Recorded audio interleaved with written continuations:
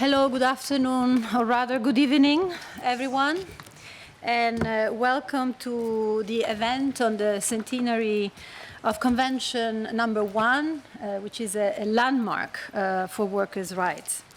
I would like to explain a bit what we are going to do in this hour and a half that we have at disposal. And also what is the purpose of the event. The purpose of the event is really to celebrate the 100th birthday of Convention 1 on hours of work in the industry, which indeed was a landmark convention because it introduced an 8-hour workday alongside 48-hour weekly limit on working time. This was a very revolutionary notion at that time because indeed the norm was 60 hours plus per week. And let me just spend a few words about the first International Labour Conference of the ILO, which took place in Washington, D.C. in November 100 years ago. It was really an eventful conference. Indeed, the issues that were placed on the agenda of that conference were all extremely relevant, and they continue to be relevant to contemporary realities of the world of work. Besides the convention on the 8 hours day and 40-hour per week, there were issues relating to relief from unemployment, more restrictive night work for women and children, creation of a minimum age of employment, keeping women and children away from unhealthful processes, and last but not least, consideration of maternity protection, and more specifically, maternity leave. And indeed, last week we celebrated the 100th centenary of Convention No.3 on maternity protection and subsequent conventions on the very subject that were adopted by the ILO. And even though today's subject is Convention 1, let me please spend a word on the revolutionary nature of Convention 3. Because indeed, at the time in which women did not have the right to vote, the conference of the ILO decided indeed that it was right for women to take time away from employment with a view to being able to prepare for and recover from delivery and to get some income in order to being able to do so. So let's come to the focus of today's event, which is Convention 1. This is a moment to take, of course, stock of what has achieved thus far and what are the many challenges ahead, also in the light of the changing world of work. The relevance and the topicality of working time issues has been also reflected in the Centenary Declaration that was adopted last June. And indeed, the Centenary refers to two dimensions of working time. One is the hours of work, and at the same time, the organization of hours of work, and in particular, how to ensure more balanced working time arrangements that would meet the greater needs for flexibility from both workers and enterprises. We will begin with a short video. It's a 2.5 minutes video that will indeed explain why and how Convention 1 came into being.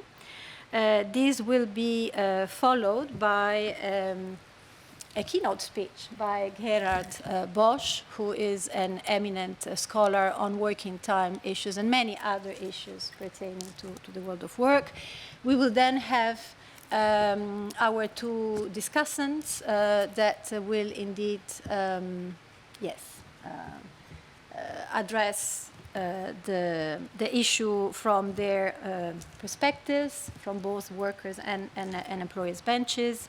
We will then open to question and answers, and last but not least, in order to keep you all until the very end, we will serve some cocktails at the end of the event.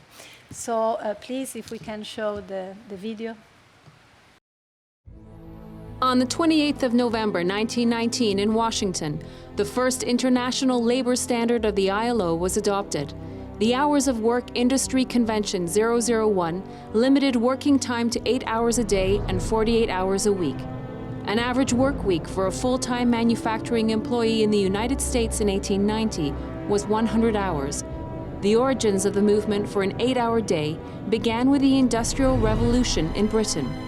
In 1817, British textile manufacturer Robert Owen raised the demand and coined the phrase 8 hours labor, 8 hours recreation, 8 hours rest. The first piece of British legislation governing work hours was the Factory Act of 1833, limiting the workday for children in factories. In the United States, the Labor Reform Association, founded in 1864, and the Grand 8-Hour League of Massachusetts, formed a year later, became the centers of the American movement. Meanwhile, in Australia, trade unionist James Stephens led stonemasons in Melbourne to agitate for an 8-hour working day, which they eventually won. With the growing integration of the world economy and the development of the global trade union movement, the call for an 8-hour working day became global. By the start of the 20th century, the 8-hour workday was becoming a reality for more and more people. And at the end of the First World War, 8-hour laws of varying scope had been enacted across Europe. In the meantime, the social situation was explosive and labor unrest widespread. Unrest so great that the peace and harmony of the world are imperiled. To face this challenge, the International Labour Organization was created in 1919 as part of the Treaty of Versailles. The peace treaty included the declaration that the adoption of an 8-hour day or a 48 hours week as the standard to be aimed at was of special and urgent importance. This urgent call was soon met at the first session of the International Labour Conference in Washington in 1919 with the adoption of Convention 001. A landmark for workers' rights, the convention has had far-reaching impact on normalizing the 8-hour workday and has been an enduring pillar of modern working life.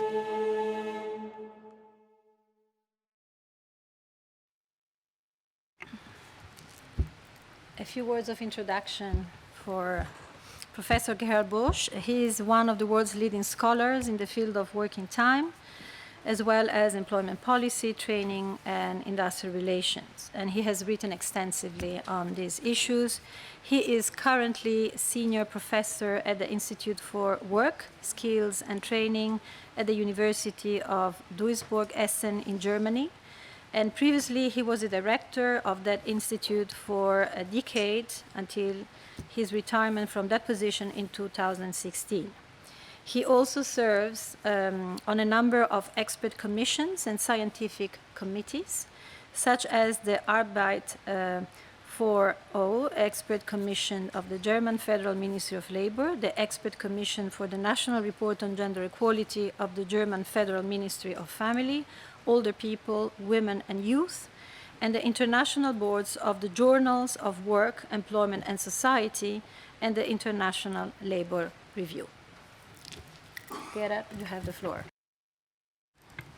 Thank you very much, Manuela. I feel very honored to be invited to this event. I'm doing working time research since exactly 1983, when the German unions asked for the 35 hours week.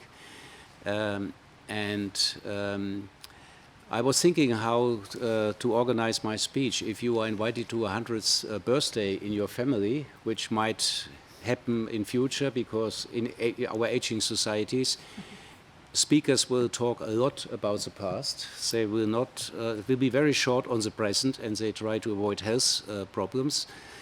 And they will not talk about the future. Probably they will congratulate for the numerous grandchildren. But this is different if you have to talk about Convention No.1. It has a very interesting history. It is very important in the present, and also the job is not yet done. This means in the future the ILO has to try to implement the basic principles of the Convention No.1. So that's exactly what I will do. I will go a little bit through the history and through the present and some future problems. And I think that the Convention No.1 is really a landmark in history. It's the first time that an international labor standard was set. It is the first time that the state and the international community of the states took the responsibility to improve working conditions, which was a critical issue in the years before. I want to go back a little bit to the history, and at the beginning of the Industrial Revolution, there took place a prolongation of working time.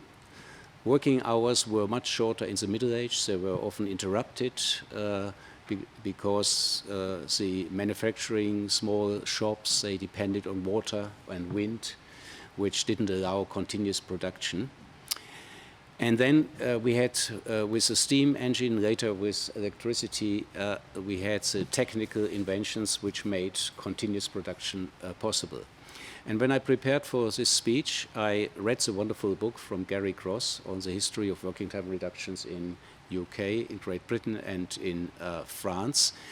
And he started in the introduction with a quote: "The key to the industrial area was not the steam engine, but modern clock. The clock became the weapon used by employers to eliminate the gaps in the traditional workday."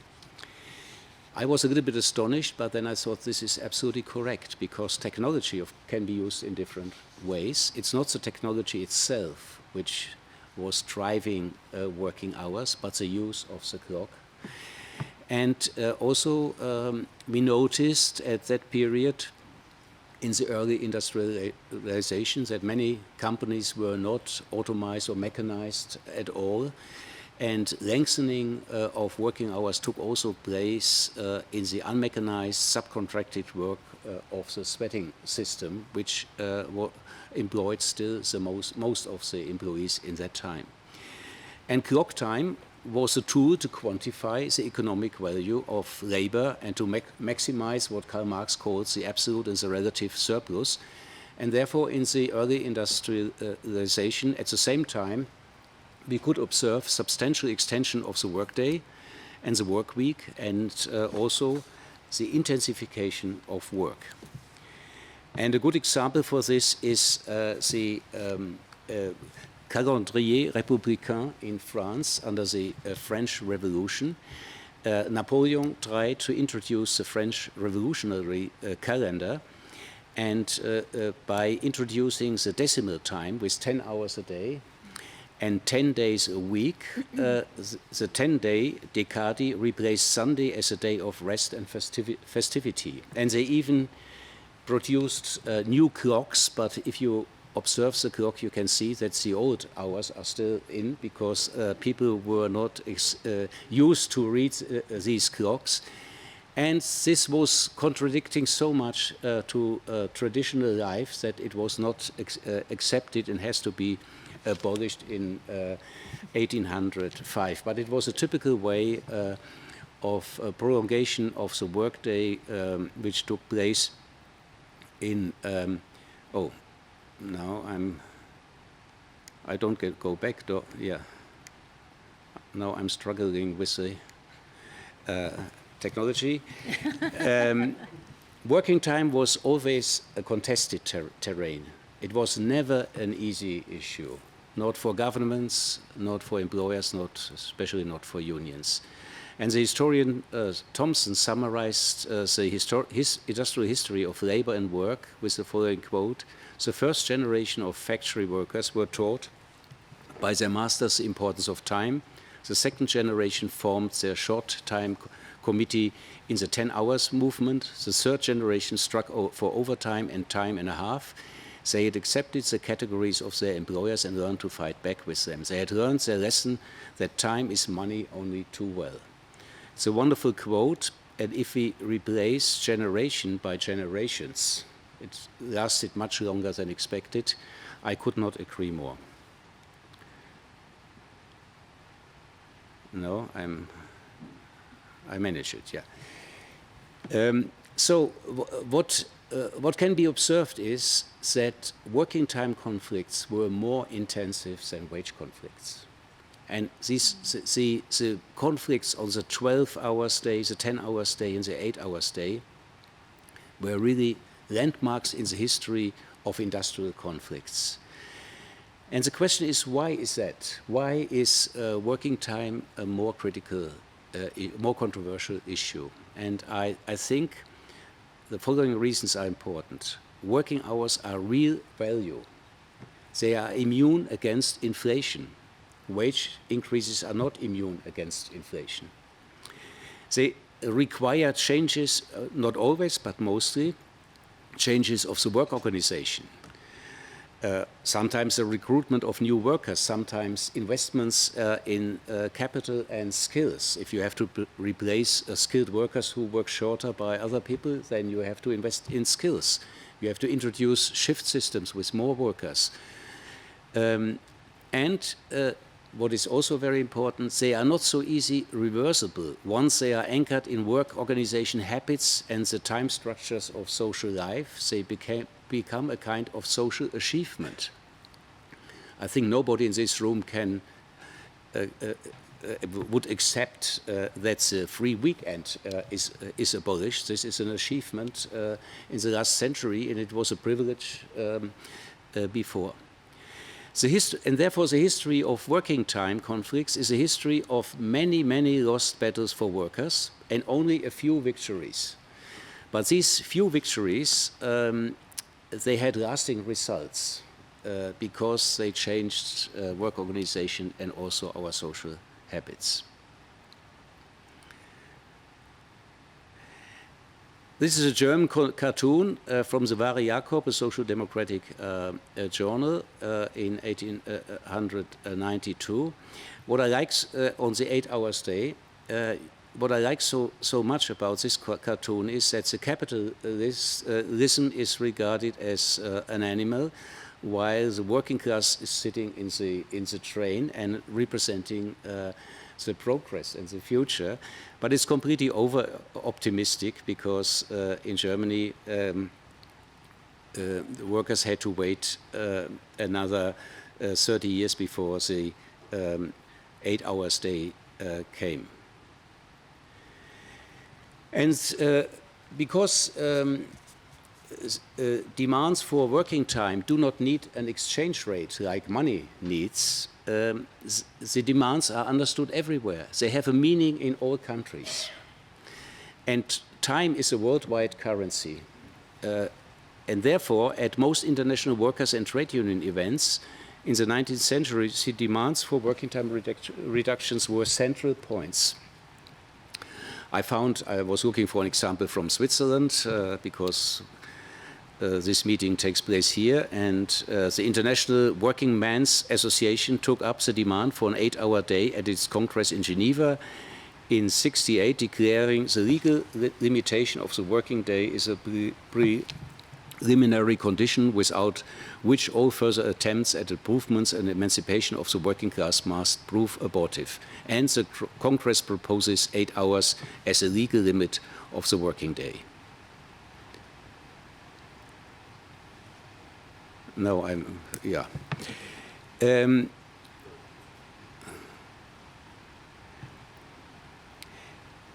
I'm sorry. This is not so easy for me.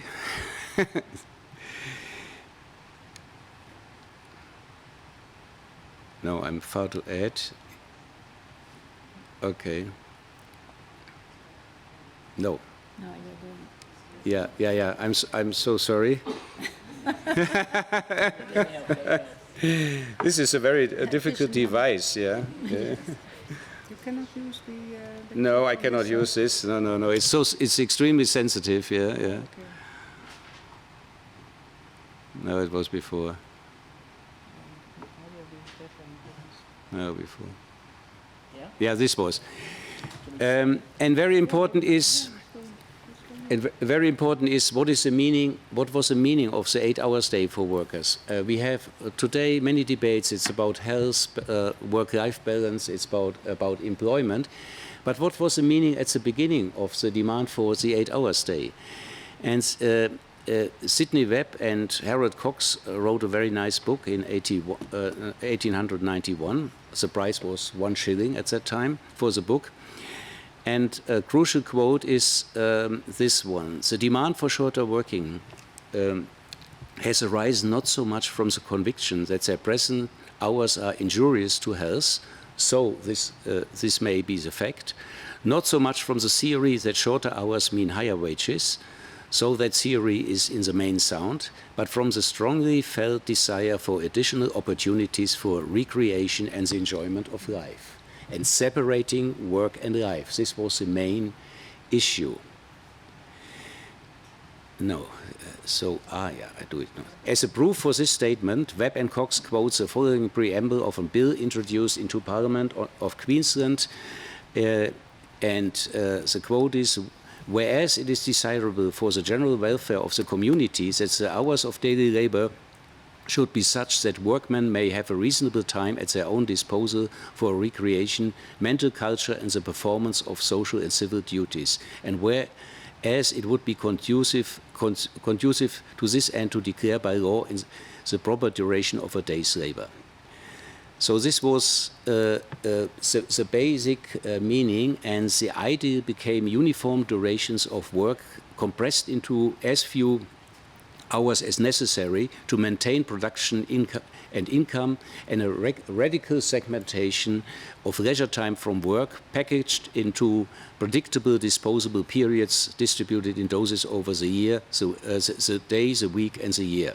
And this became the gold standard of the normal working hours, and which contrasted very much with the traditional pattern of irregularity, non-calculability, and melding of work and leisure. And the 3 8s we already saw in the film. You found everywhere posters like this around the world. So I'm now coming to the critical juncture of the end of the World War II. There was the 8 hours proclamation in the Bolshevik Revolution, which shocked the Western world.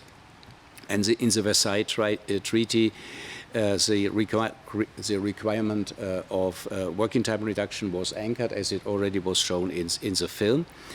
And also in some European countries, like in my country, in Germany, after the November Revolution, the 8 hours day was introduced.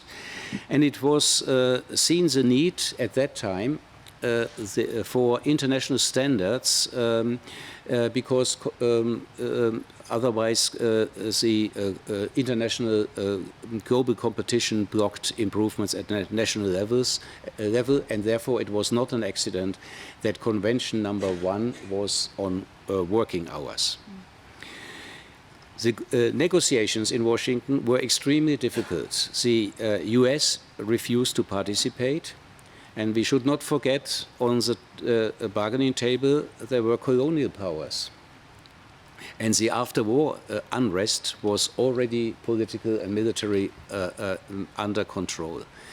Therefore, the convention was, as Gary Cross said, a study in moderation.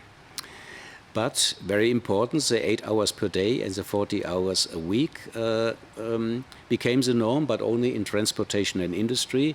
There were longer hours allowed in certain countries, and the colonies were excluded. This means it was not a universal norm at that time, not yet. It became a universal norm much later. The problem was really that some of the thriving countries like France and UK refused to ratify the convention afterwards. What we could observe in the 30s was an erosion of the norms where they have been introduced. the working class was weakened, and also there was a resurgence of economic nationalism. There were continuous attacks on the 8 hours day. Employers argued that the non-ratification of the Washington Convention forced them to increase hours to remain competitive. And in Switzerland, there was a referendum on the prolongation of the working week, and a majority of the population was against this, and the referendum was won. And what is very important, that the norm survived in most countries. It remained in the laws.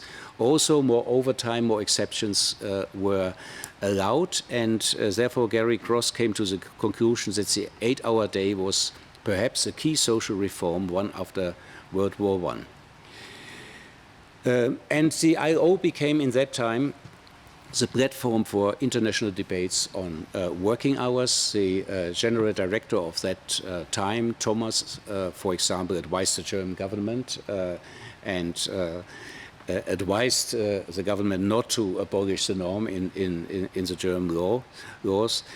And but only very low rates of ratification took place, and Johnston, ILO official between 1920 and 57, commenced with respect to the 40-hour work convention, which was another one, quite progressive convention from 1935, that even its warmest partisans had no illusions that it would be widely ratified. He describes the history of the treatment of the problem by the ILO either as a melancholy chronicle of repeated failure or as an inspiring saga of sustained refusal to accept defeat.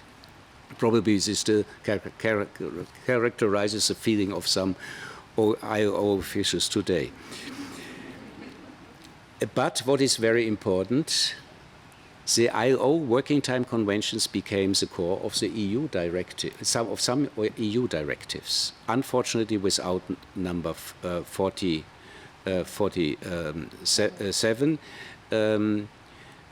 and which for some reason did not show up, or Yes. It's on the bottom. yeah, okay, but you know the conventions, by the way. So, and some of the conventions, especially the one on part-time, I mean, would have an enormous impetus on many countries. Equal pay for part-timers, for example, in the US, Canada, or Japan, would change the labor market in these countries dramatically. And I always, when I'm in the US, I ask, or in Canada, I ask the question: you are so upset about equal treatment from everybody. Why does this only apply to gender and race and age and not to wages? I think this is a crucial achievement of the ILO, that the equal pay also of at least of part-time work was achieved. I think the Convention No.1 paved the way to further working time reductions, because once the Convention No.1 was really implemented in most European countries only after the Second World War. My father told me in the early 50s he still had to work Saturday and 60 hours a week, and then in his work life, working hours were reduced by 20 hours. And you can see in this slide that in the industrialized countries, average working hours per year declined substantially. In Japan, less. These figures also include part-time, not only full-time. Therefore, it's not. It covers other types of working time reductions. So a crucial question was, how does this work? How does it affect productivity? Because I mean, this is a crucial issue at each ILO debate between employers and unions.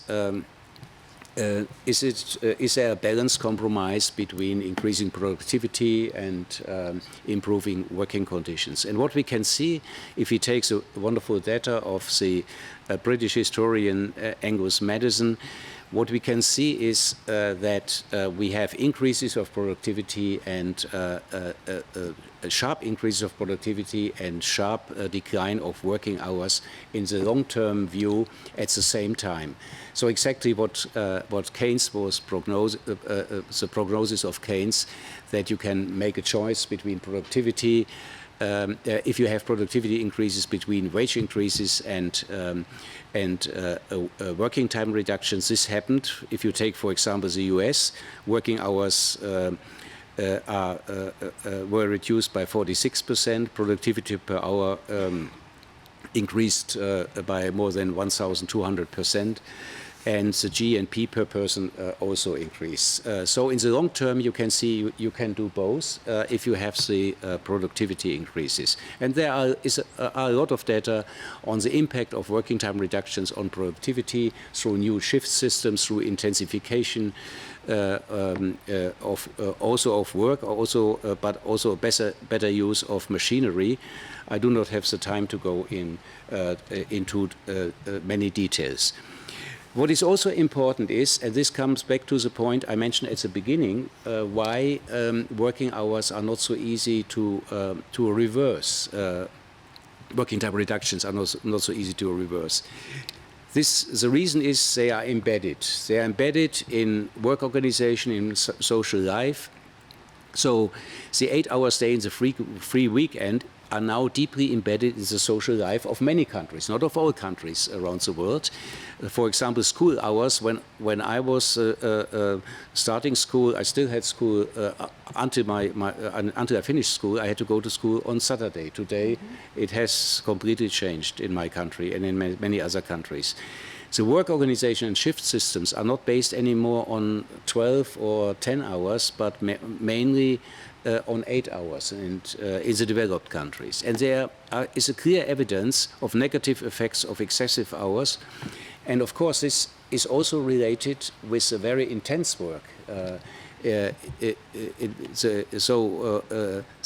speed of work and the intensity is completely different to the working hours a century ago. And deviations of the normal working time are regarded as unsocial hours, and there is a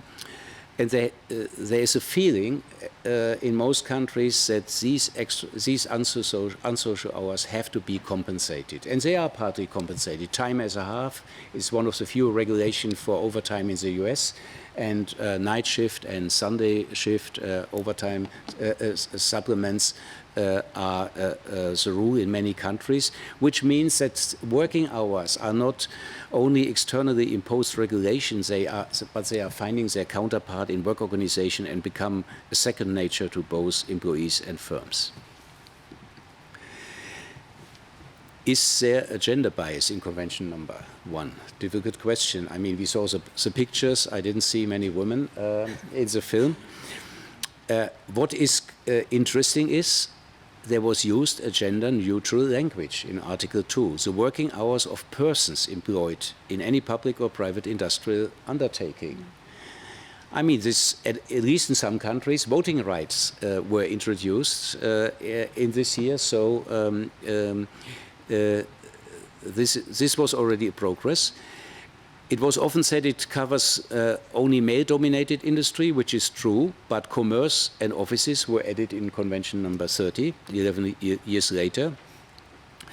And it's true that the reduction of working hours were mainly for male breadwinners, but the reduction of working hours for male breadwinners are one of the preconditions of increasing labor market participation of women, in combination with many other things, with changing gender norms, with equal pay, with childcare, all-day schools, parental leaves, better education. But it's quite clear that we can say if you have excessive working hours of the main earner in the family, which are mainly men, then there's not much gender equality. And therefore, I think the gender equality is also an important driver for the implementation of the conventions in countries with a high level of gender equality. For me, one of the best examples is Sweden. you can see that overtime is nearly non-existent. In Sweden, it's not accepted anymore because women are also working long hours, and the whole family life is based on a redistribution of care work at home. So, is convention, I'm coming to the present, is convention still relevant? I think it's highly relevant.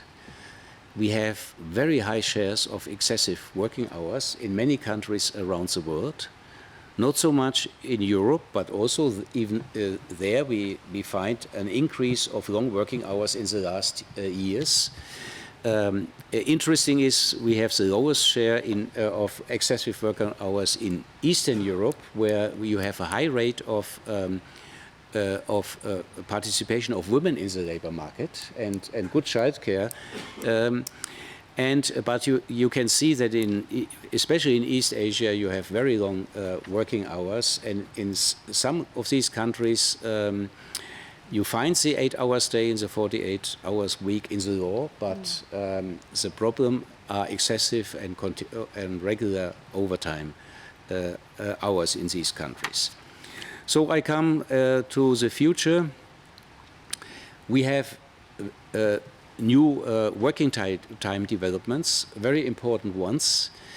And one big issue is the flexibility of working hours over the life course, which means we need new standards for work-life balance over a longer period. So there's a need to take time off for care, for further training, and in some countries, Sweden, and also since some years also in Germany, we have parental leave systems, and with each child, the family has an entitlement for paid 12 months, which can be distributed quite flexible over 8 years for each child. So this changes working hours completely. A second point is there is a lack of clear delineation between work and leisure time in many flexible forms of work. And as you remember what I said at the beginning, the clear divide between work and leisure was one of the achievements of Convention No.1. And this is disappearing in what we call in my country, for example, trust-based working time organization with high implicit assumptions of unpaid overtime. We have an increasing shares now of short hours, like 0 hours contract in Great Britain. And this does not mean that workers work short hours.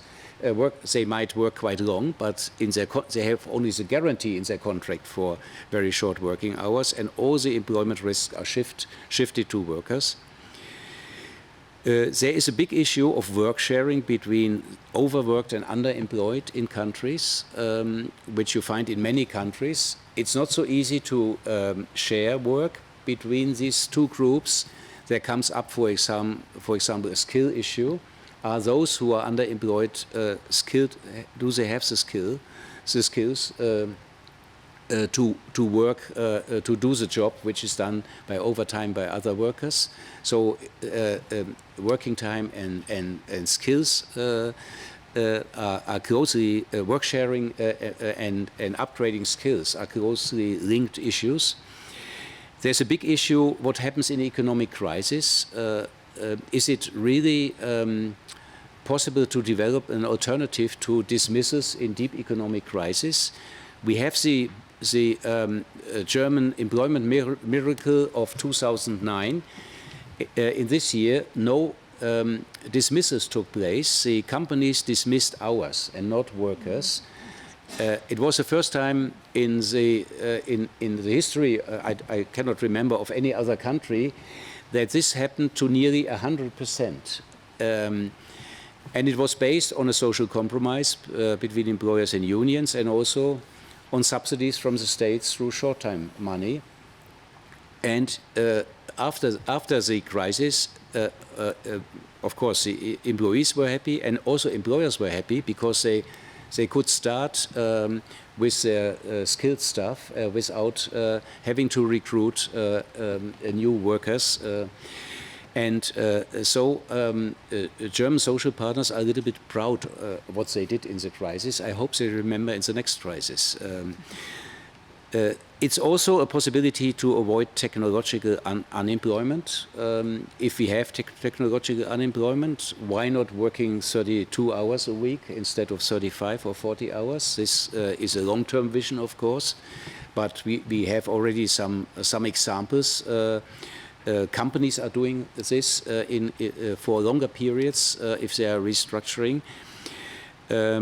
And also, there's a question, shouldn't we think about new working time norms? I wrote an article with my colleague Steffen Rehndorf in 2001, and we proposed the term short full-time, which is between 30 and 35 hours, and substantial part-time, which is more than 25 hours to 30 hours, and said, well, we should overcome the strict divide between very short hours and long hours. And if you work, let's say, 32 hours, you are still a full-time employee, and you are not like many part-timers, a little bit discriminated in the organization because you are doing your job.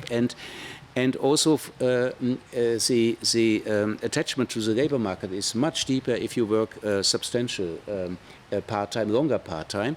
And it's interesting to see that now quite a few German companies are exactly practicing these kind of norms, especially to retain women and young fathers, and the younger generation has definitely different working time norms. I mean, these are, of course, first world problems, and at the same time we have the third world problems of excessive long working time hours, and this is a difficult task for you at the ILO to cope with all these different developments. So my conclusion, I think this Centenary of Convention No.1 is not a retrospection of a completed historical event.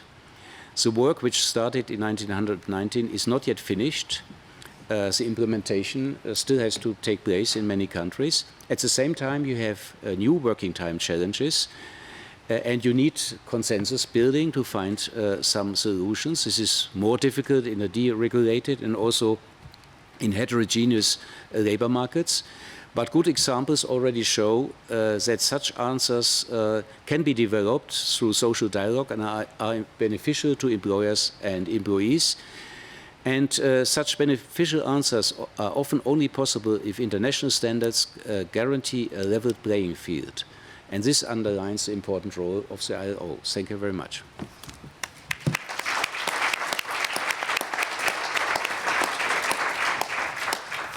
Thank you very much, Gerhard. Plenty of food for thought. So, I mean, the two discussants here have a tough job to do.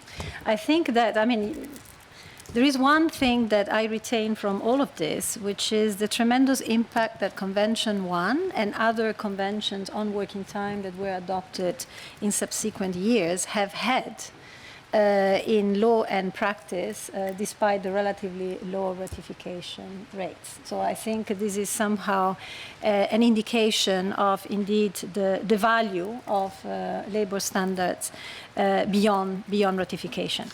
So I would give the floor now to Kathleen Pasquier.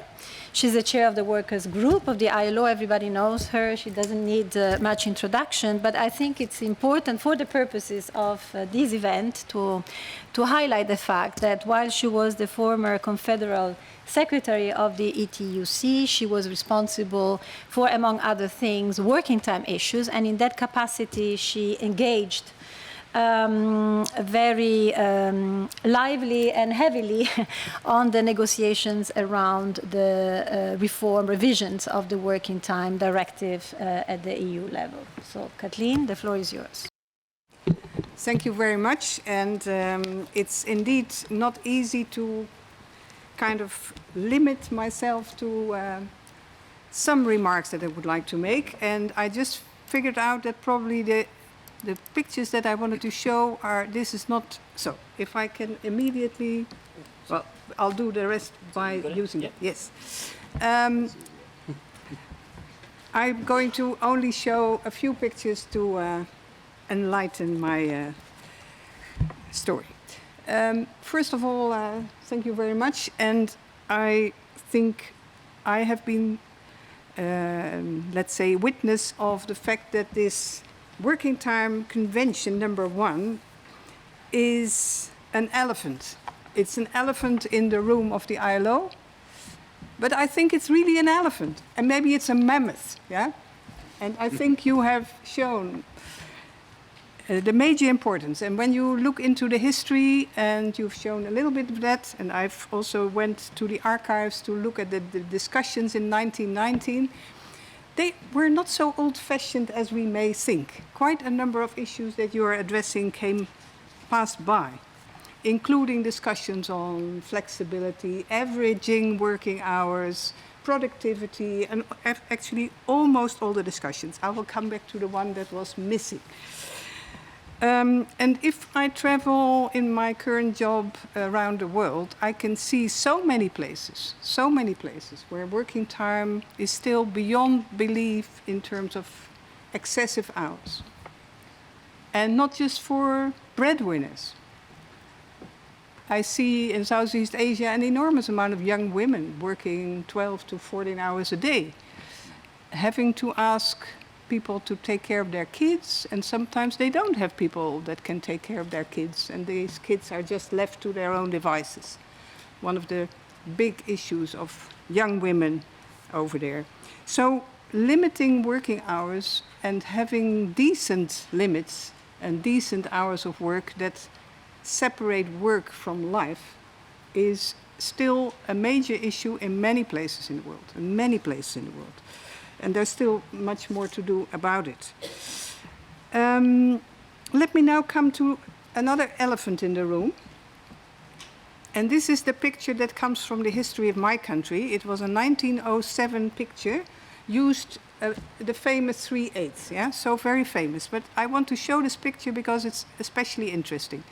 It shows a man working, so work, 8 hours work. In the Netherlands, that was a lot of agricultural work still. We were not yet so very industrialized. Then you get a man sleeping, 8 hours sleep. Beautiful. And then you get 8 hours free. So what is free?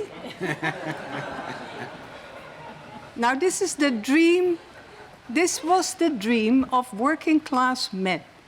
The dream was I would have time free. Now, what is free? I can read a newspaper, I can become a member of a union, I can, go into social activity, and my wife will be playing with the kid. Which was the picture of the middle class at that time, especially the higher middle classes. Women were not working. They were even not taking care of the children because they had nannies. But in any case, so the nannies were the working class women working for the middle class women, and the working class men dreamt of this idea of having enough income to have their wives playing with the kids. I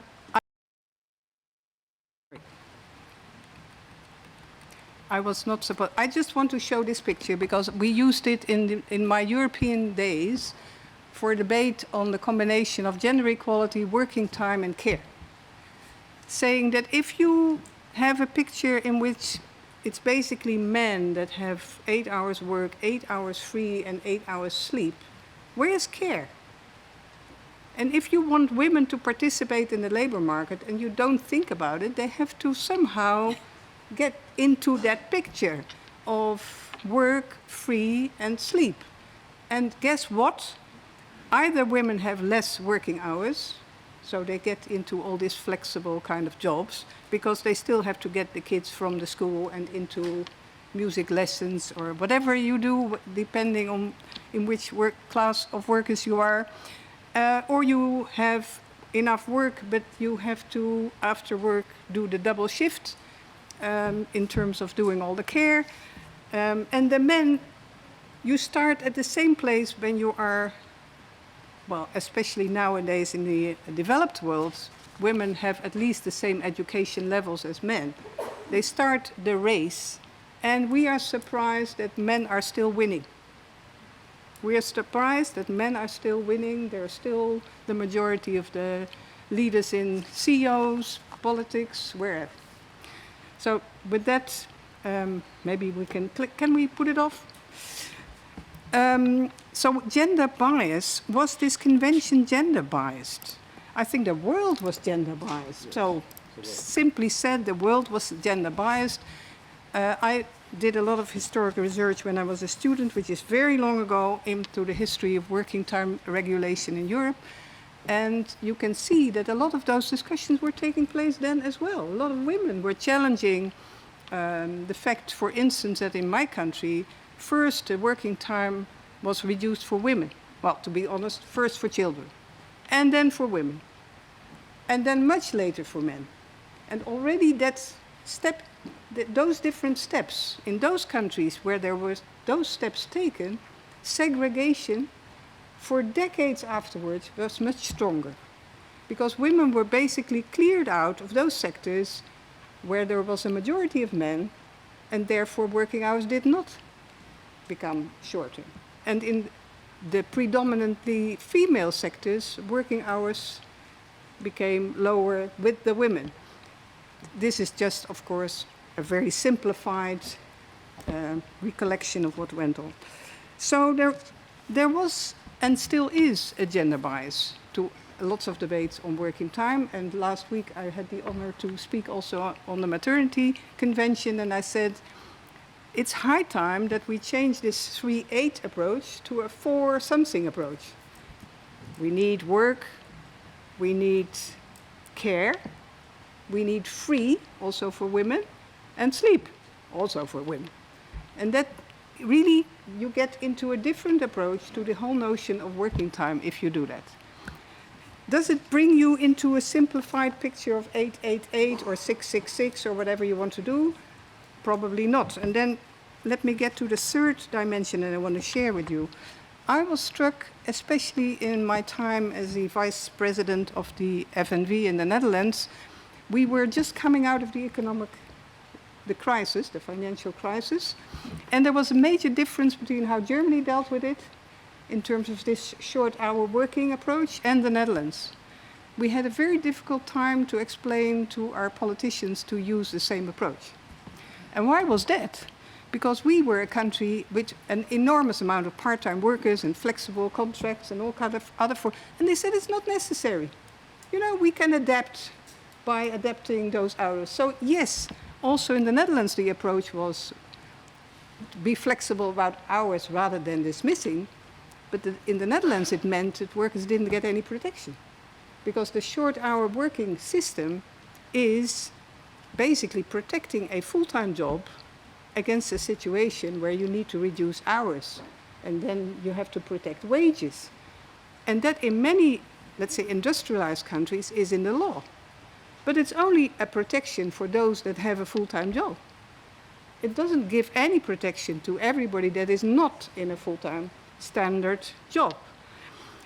And one of the major challenges for now is that we see that we come back to a situation that was there in 1919, where the 8-hour working day was supposed to put an end to irregularity and unpredictability and create some kind of order and protection. And the reality for now is that the majority of workers in the industrialized countries is increasingly confronted with flexibilization of hours, but even more of contracts. And those workers cannot in any way derive protection from our standard approach to working time.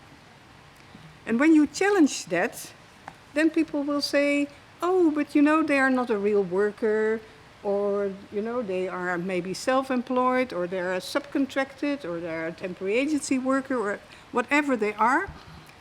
But 0-hour contracts, as you already mentioned, nobody is hired to work 0 hours. So this is shifting risks from an employer to a worker.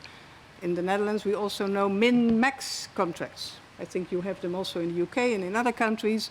So you're given guarantee for the minimum, but you're supposed to work for the maximum.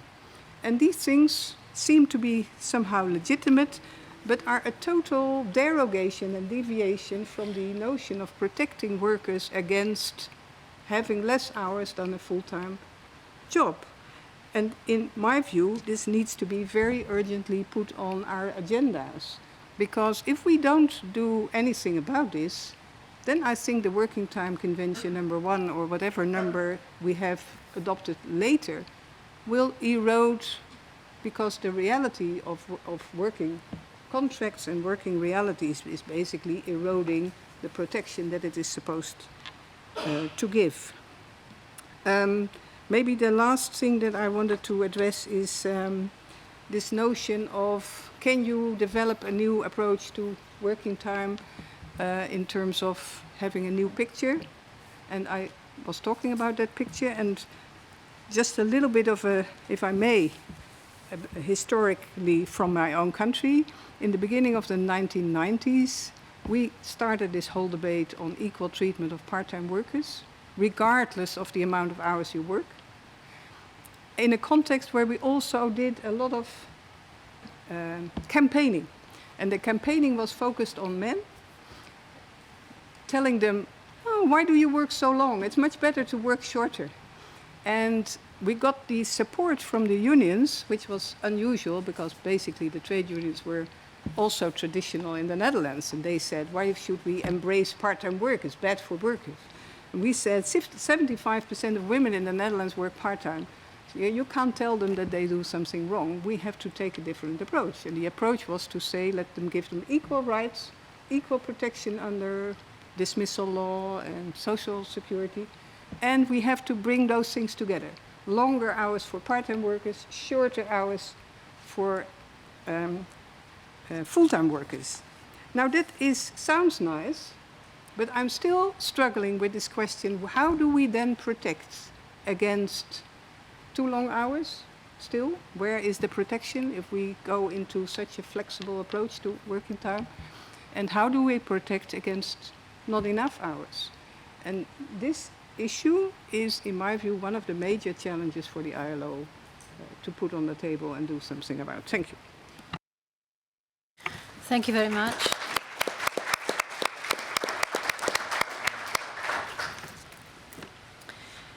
I'll now move to Luis Rodrigo Morales. He is known to many of us here in the room, but he is now sitting on this podium in a capacity which is different from the one that we have used to know him in the past.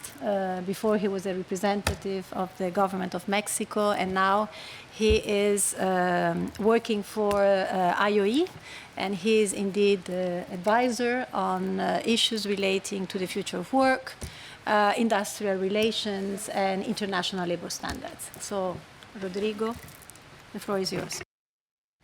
Thank you very much, Manuela, and it's really a pleasure and an honor to be here. And it's indeed difficult to intervene as the last speaker, and after such interesting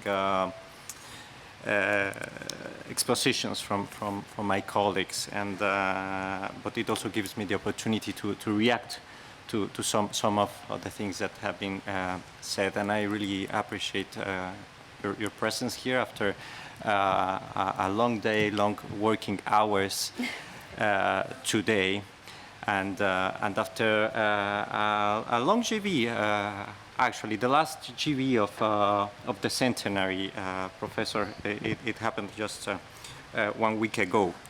So I see many colleagues that I hope they had enough rest and have recovered from these long journeys. I can tell you that certainly we worked for more than 8 hours a day normally, and more than 40 hours a week during past GV. But in all GVs, actually, every year, 3 times a year, and in the conference, and it happens here in the ILO, in the House of Convention No.1, in the House of, actually Convention No.1 does not apply to you, but the Convention 30 does, and a bunch of other instruments that form the regulatory framework of the ILO. It's a set of 9 conventions and 1 protocol and 6 recommendations on working time that we have. So there's no doubt on the relevance that the ILO and its constituents have attributed to this issue along the history of the ILO. Precisely the first convention to be adopted by the ILO was decided to deal with hours of work and not with other issues, not on freedom of association, which is very important as well, and other very relevant matters, but it was hours of work. So I can tell you from an employer's perspective also that working time is an important aspect of decent work, and that it has an important relationship with health and work-life balance. And we acknowledge also that Convention No.1 has inspired regulations around the world. However, we are also of the view that the regulatory approach followed in 1919 for the adoption of Convention 1 did not envisage necessarily the need for flexibility that was needed to prevail in time as an up-to-date instrument.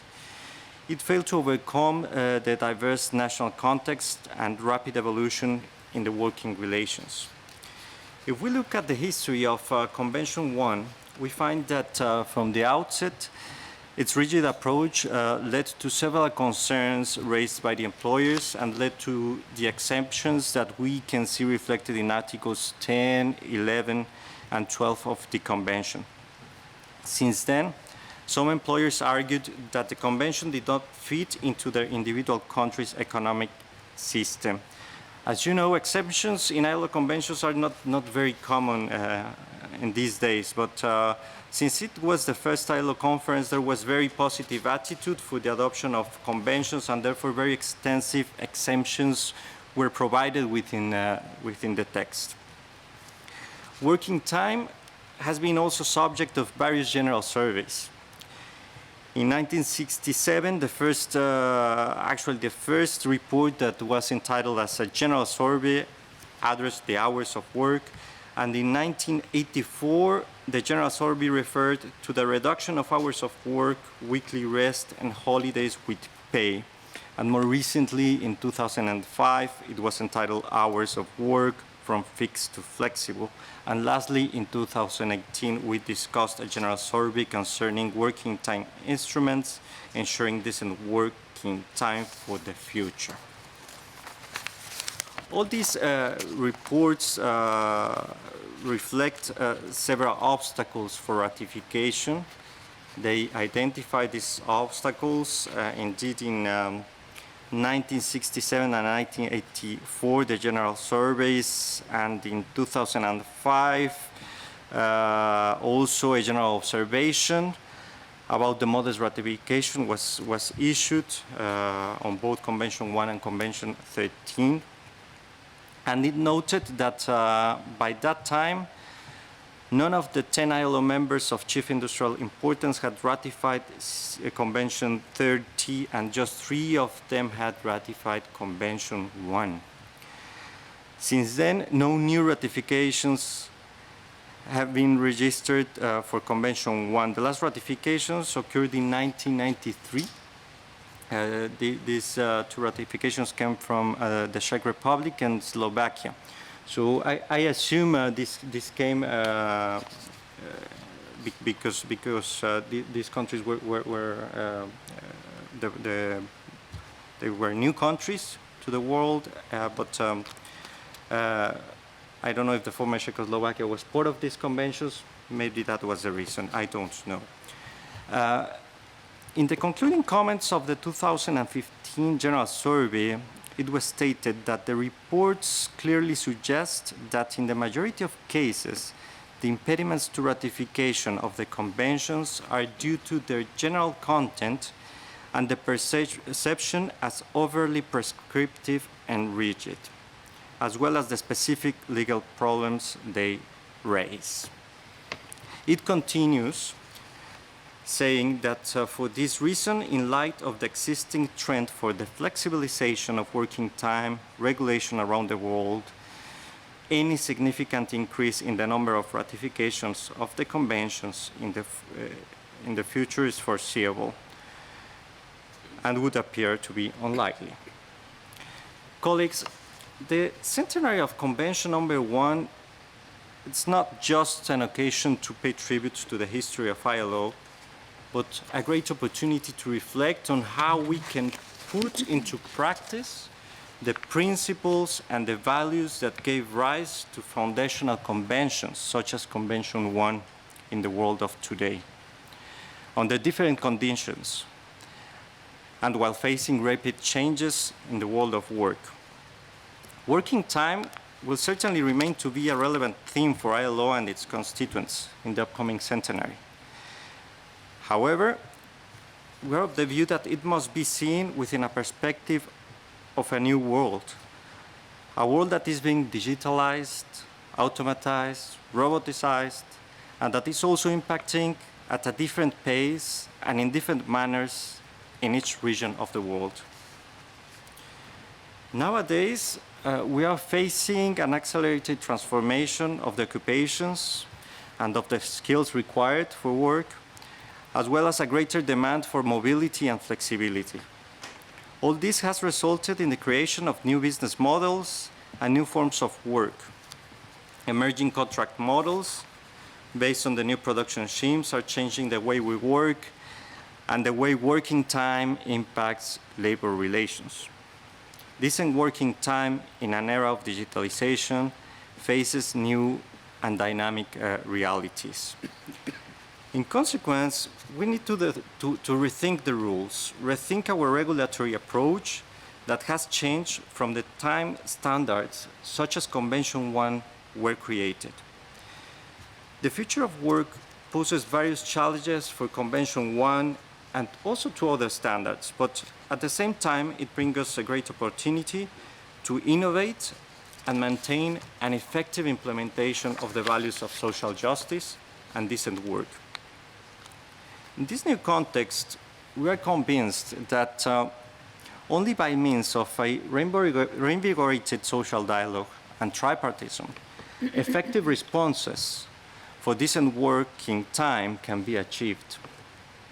Social dialogue at all levels is key for the achievement of policies and regulations that facilitate the adjustment to new realities by providing the required flexibility that the new production models demand in a manner that safeguards the workers' health and at the same time contributes to productivity.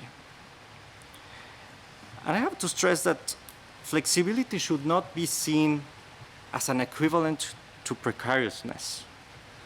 Or in other words, the key question is how flexibility in working time, which appear to be inherent in the new world of production and work, can be made compatible with the protection of workers and the absence of insecurity and poor working conditions or precariousness.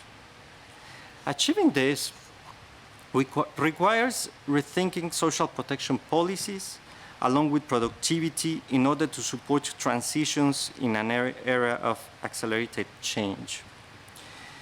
Health and productivity at the workplace are issues to be looked at in a long-term strategy to overcome the challenges and embrace the opportunities of the future of work.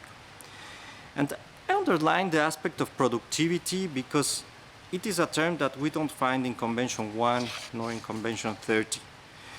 And sometimes we tend to forget that the world of work is also the world of production. Two sides of the same coin. We cannot have a better future of work without promoting a better future of production. The only way to create quality jobs is through productive development policies. Frequently, Goal 8 of the Sustainable Development Goals is interpreted as a decent work issue. While it is true that this is the second part of the objective, the first part of SDG 8 speaks of growth with three characteristics: sustained, inclusive, and sustainable. The instruments to influence the pace and nature of growth are in the area of productive development policies. Chair, it is in this context that we take the centenary celebrations to reflect on the past in order to act for the future, with long-term responses that could be effectively implemented for a better future with sustained development and decent work.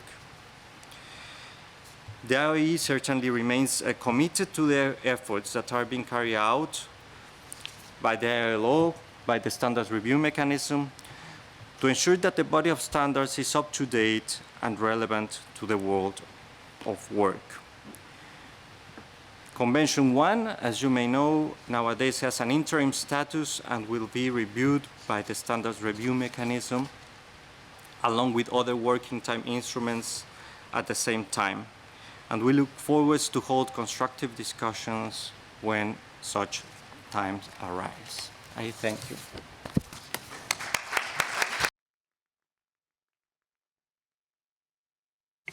We fully agree that flexibility is not synonymous with precariousness, and indeed I think the main challenge is how to bring together, regulatory approaches, as you were saying, that might indeed be conducive to both addressing, the needs of workers and those of enterprises. And social dialogue. I mean, I think this was also something that emerged quite strongly from the presentation of Gerard. It's a combination of regulations plus social dialogue in order to indeed be able to find the right balance. So we will now open the floor for interventions from the participants. Please introduce yourself when, asking for the floor.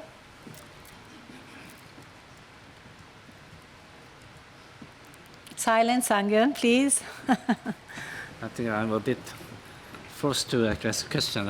I'm Sang Lee. I'm from Employment Policy Department at the ILO. I just want to say hello to the Gerhard. That's why I came here, but I'm asking a question now. I just take this opportunity to ask some puzzling question from historical perspective. If you look at probably a century of the market economy, when actually the new technology was introduced and the productivity increased very rapidly, there was always either call for all these systemic attempts to reduce working hours. That is not just about the workers, or also the employers themselves. They're always calling for shorter working hours. I mean, there is no secret. The 8 hours per day actually came from the Robert Owen, the factory owner at the 19th centuries. And that was the same in the 1950s and probably the same 1970s and 80s, early 1980s. But this time we are seeing another big wave of the technological changes with higher productivity. But surprisingly, we don't hear much about this working hour reduction. What we are hearing more is about the basic income ideas. So the people do not talk about how to reduce working hours. People easily shift to the idea of the basic income idea. So there will be no job. Rather than sharing the jobs, let's find a way of providing income support for those people who may lose jobs. And so why all of a sudden we see a bit of different development in the context of the very intense period of the technological changes and productivity growth? There must be some different political economy, or we are now heading to different kind of regime or system, or etc. So I just want to ask one puzzling question. Thank you. Please. Okay. Can you hear me? Yeah. Okay. Sengenberger is my name, former ILO official. I enjoyed listening to these three speakers. And if I take one message from this event is that the ILO has an excellent narrative also in relation to working hours.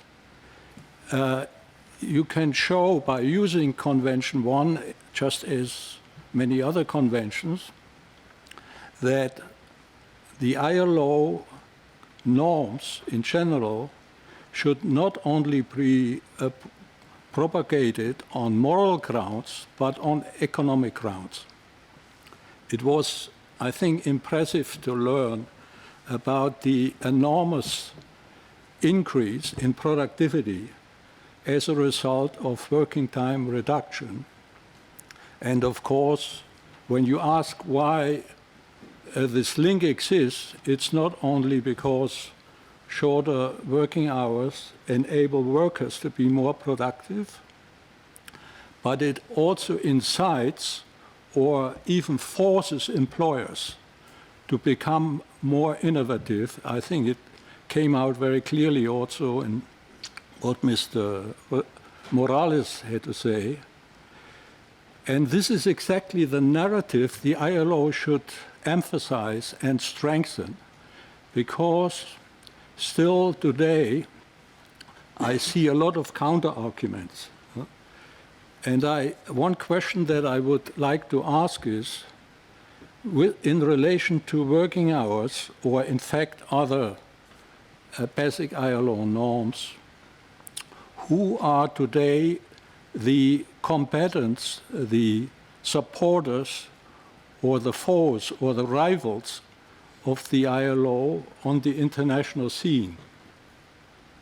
At the time I was an active ILO official, at that time the rivals were the international financial organizations.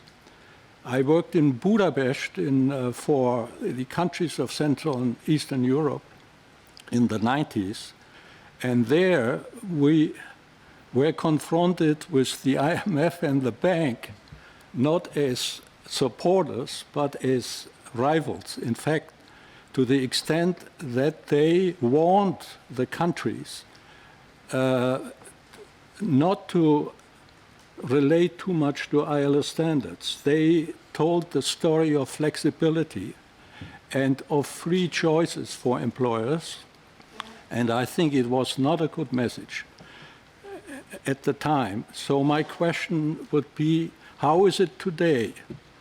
Are the international financial organizations, or indeed other international organizations, cooperating and consenting with the ILO on its norms, or are they still as negative as I experienced them before the end of the century?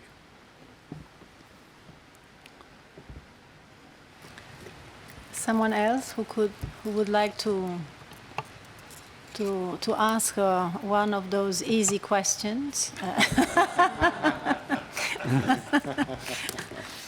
Okay, so let's give our panel a chance to address some questions. I mean, I think that Sang-Yeon raised a very crucial point, which confirms also what Gerard was saying at the very beginning, that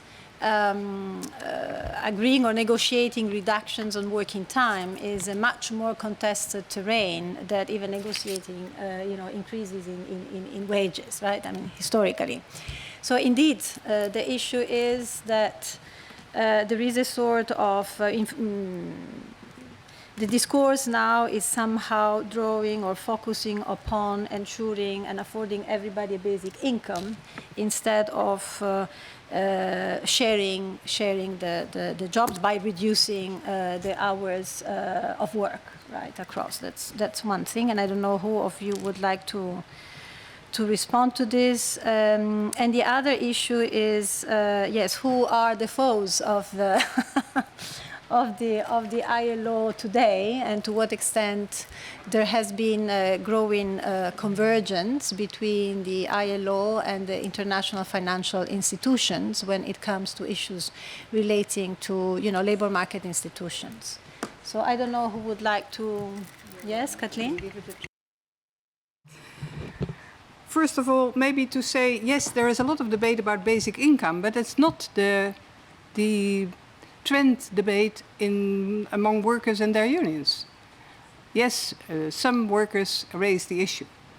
And yes, there is debate among, professors and other people that raise the matter, and also NGOs.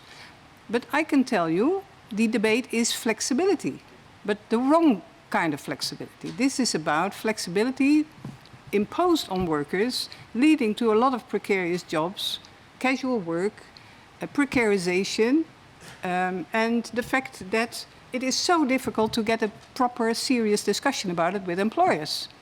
Because they say, this is diversity, the world is changing and it's all diverse. And then we say, where is protection? Where is protection? And maybe then protection is not so trendy anymore. Yeah? And then you get into a discussion where indeed some people would say, we see so much of all kind of forms of precarity and bogus self-employment, or maybe real self-employment. And I can recommend the recent film of Ken Loach, Sorry, I Missed You, which is about a so-called self-employed van, driver who distributes packages and is basically a slave of the company and the companies that want these packages distributed.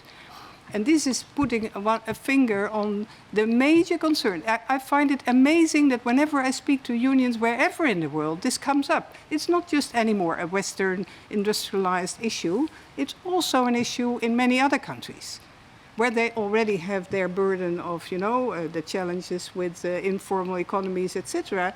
But now the formal economy is informalizing. And this is a major concern for workers. Now the answer could be, and that's where some people would say, maybe basic income is the solution.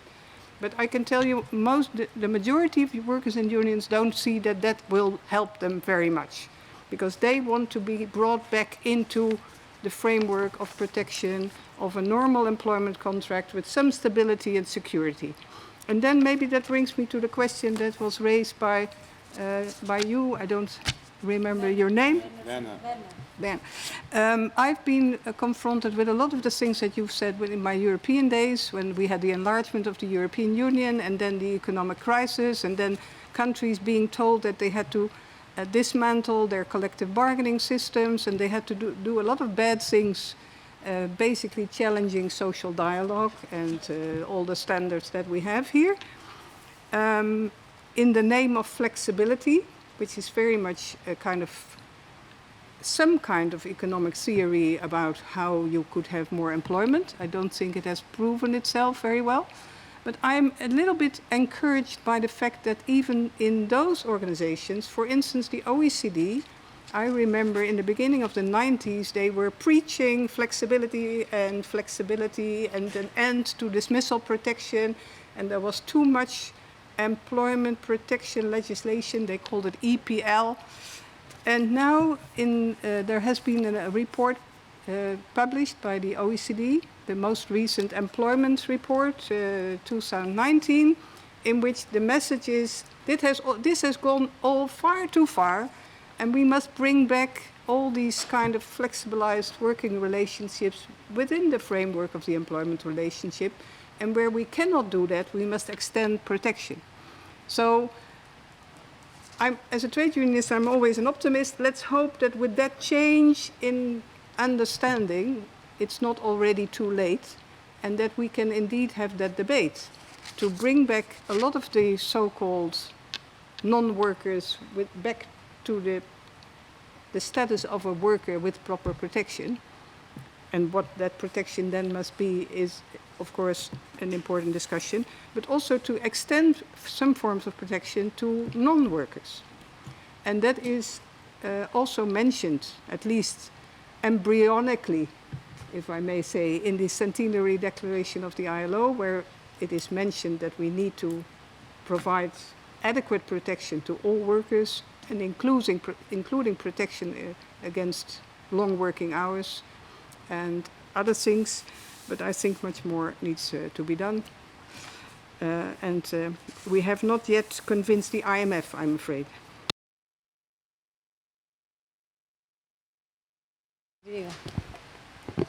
Yeah, thank you, Manuela. I can also contribute by saying that by highlighting two things that we actually agree with what Kathleen has just said. There are some things that we do agree with, and one is that indeed flexibility is now the discussion.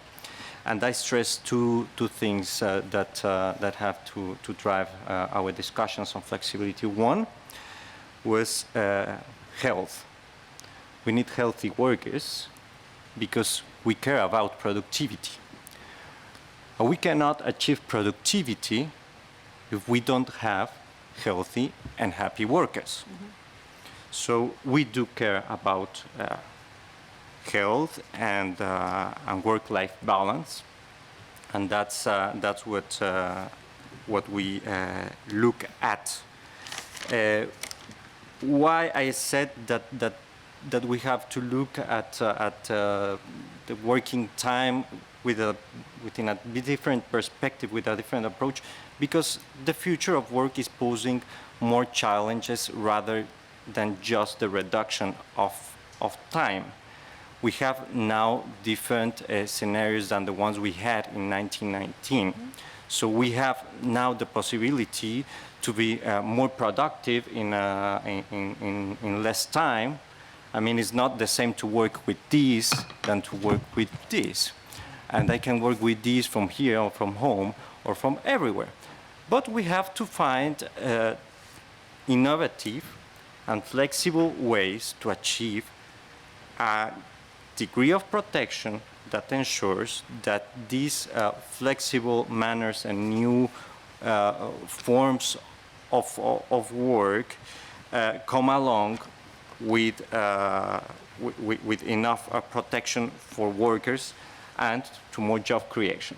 The second thing I agree with Kathleen is the issue on informality. Informality is still a problem that we need to tackle because precariousness has to be tackled from its root causes, and one indeed is informality, and informality is something that also affects employers.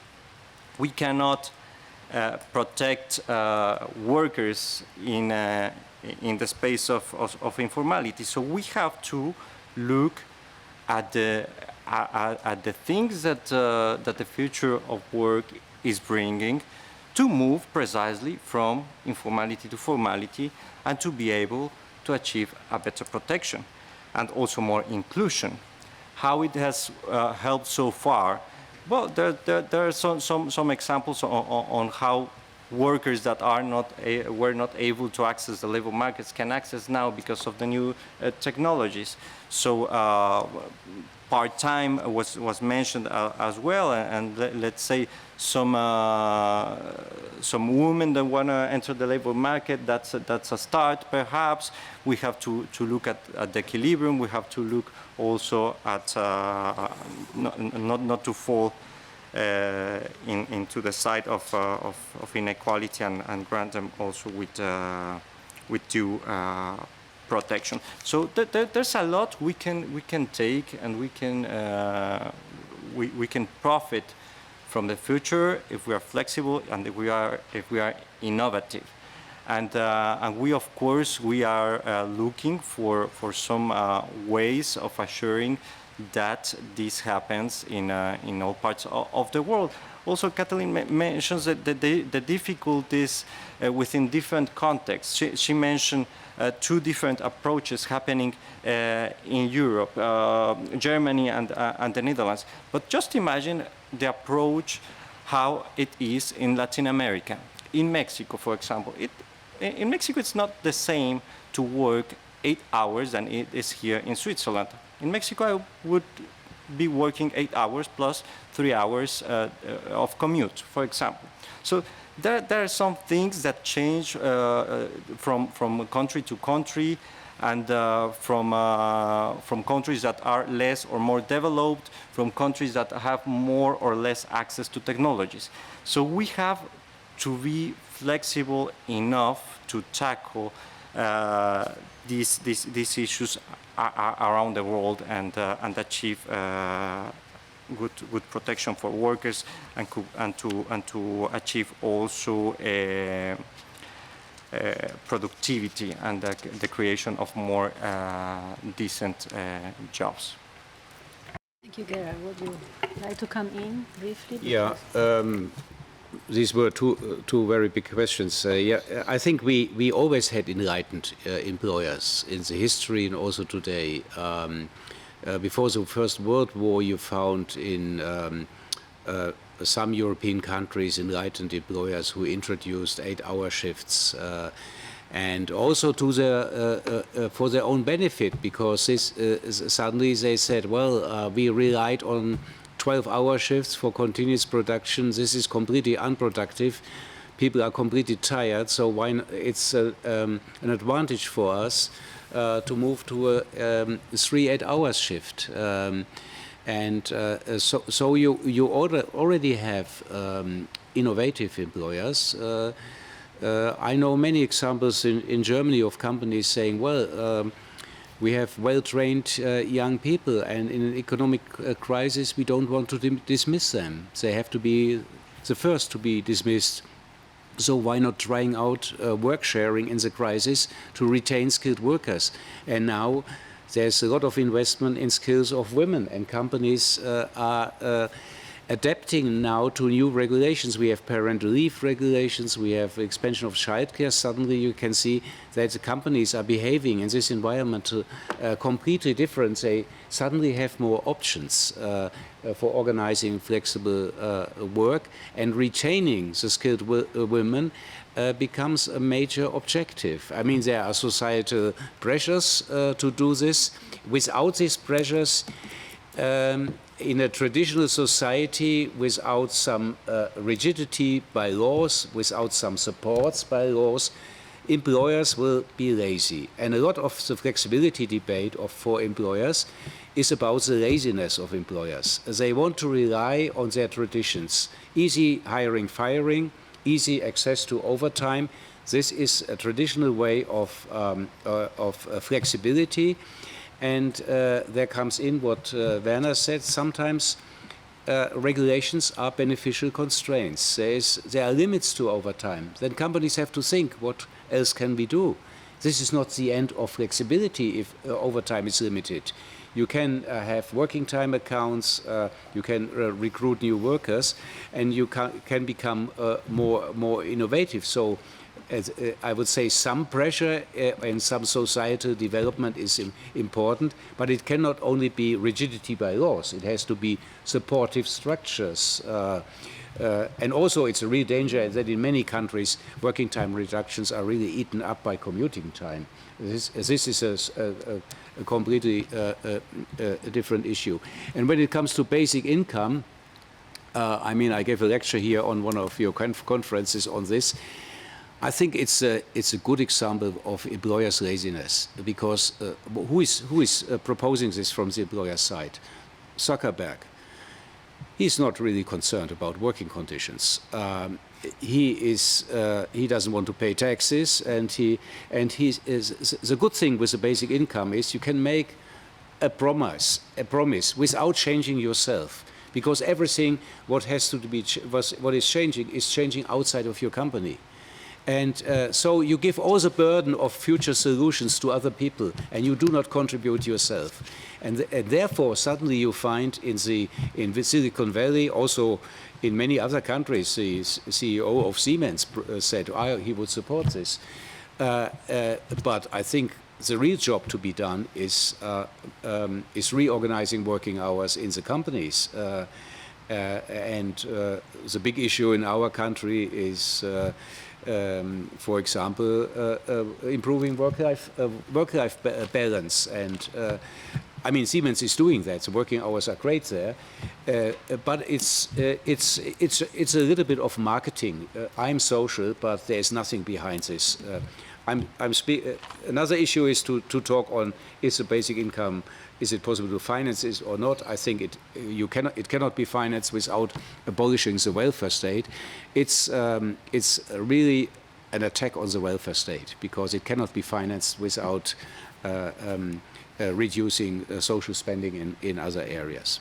But that is a different, more complicated issue. But I think the flexibility question is a future important question, and all kinds of flexibility has to take into regard the needs of the workers and of the companies. And it's really astonishing. I can see now with the parental leave was opposed by employers, but now they suddenly see the advantages. Women are coming back, and they try to make it more flexible. They work. They take their time off in part-time, partially, not in full-time, to be linked with the company and not to be out of the company. So new solutions are developing, and if both sides really want this, and if they are strong social partners, I am optimistic. The problem is, in many parts of the world, only one side is strong, and the unions are very weak. Thank you very much. We have exceeded by far the end of, but we started 10 minutes late, so I mean that's good.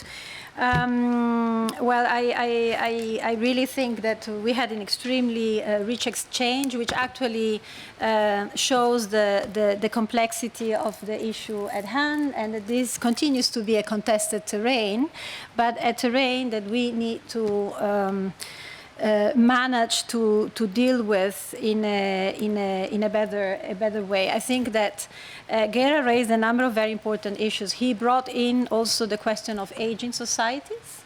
The fact that indeed now, I mean, attracting and retaining, more women in particular is a conditio sine qua non for enterprises and economies to continue to function and grow.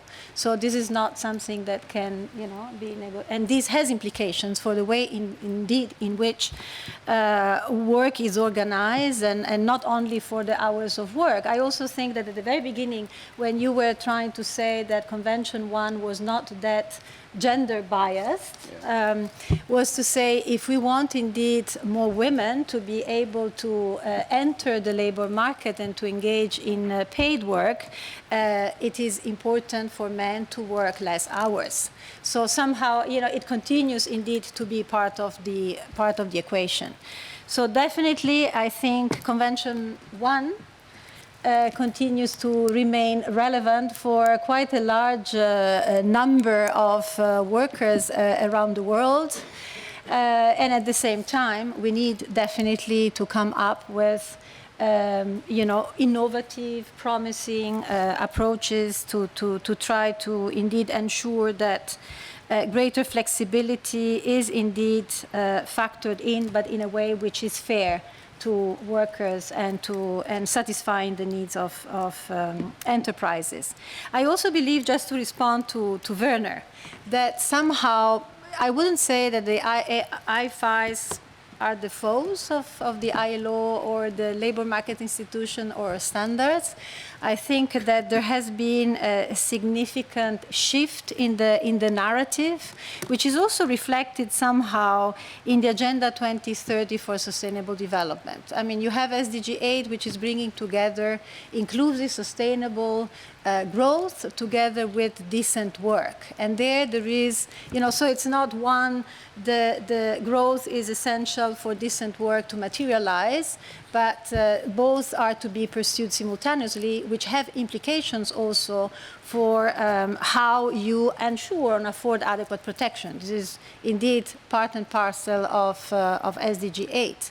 And at the same time, there is the recognition that growing inequalities are not only within countries and among countries, are not only linked to the fact that redistribution is not working properly, but that there are also the primary distribution of income and wealth that needs to be fixed. And this brings up us to labor market institutions. So I would like to thank everybody for being here until so late and for indeed having a very long working day. And now we have some drinks waiting for us outside. Thank you.